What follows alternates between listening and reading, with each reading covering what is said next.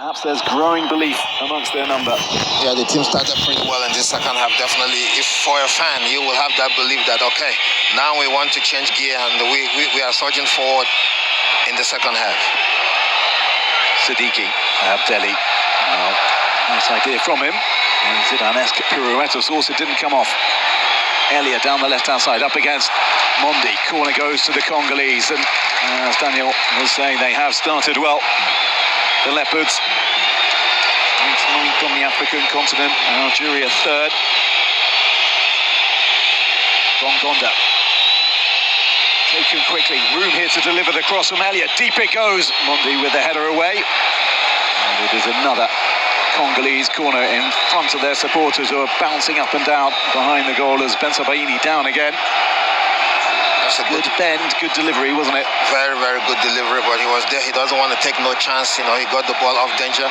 But, the Congolese, saw Algeria. They went for a slip on a split 100th of a second, and they had a short corner, and you can see there were 3 Congolese players on 1 player, and they brought in that cross the way they should. That's another unique down once again. Well, the Algerian response from the supporters is impressive, which means that we have a terrific atmosphere inside this Moulay Al Hassan Stadium, hosting its last game today at the tournament.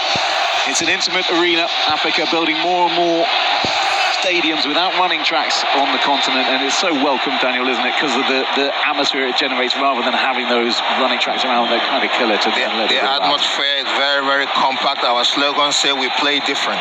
We don't play different only on the field, we play different in the stands when it comes to fans. And you can see the beautiful colors of from the fans that the African, and this is a president of Congo, isn't it?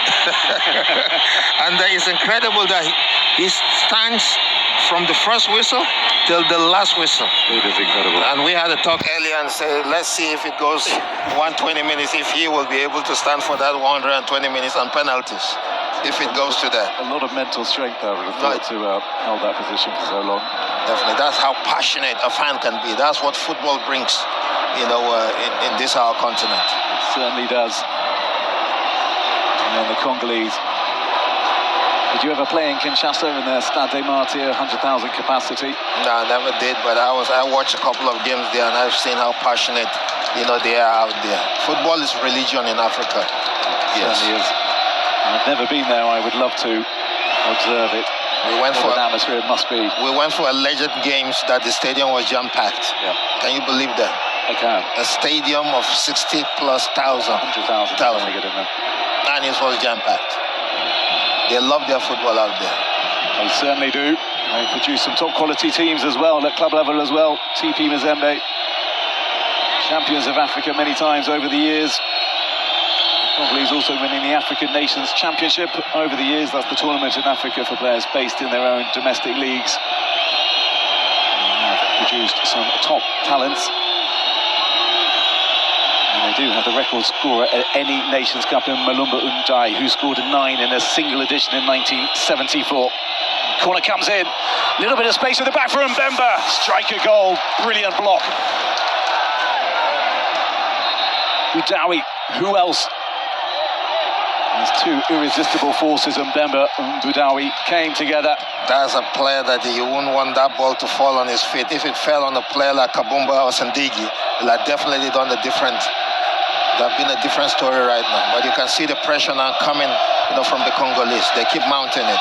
And Mbemba tends to deliver when it matters. And he can score some fearsome goals. Ainori with a header away. Amoro with the touch and then driving forward. He needs players to support him. Mazza in the middle. Shaibi coming up as well. And he plays it into Fares Shaibi. Shaibi into the middle. And headed away. Elliott slows this down and looks for support. He's only got Bakambu ahead of him. That was wayward. Abdelli picks up Bakambu, thought he had won the ball. And the Egyptian referee disagreed, and that's a free kick. It goes Nigeria's way for the first time. That's a foul. Over eager. That's a foul.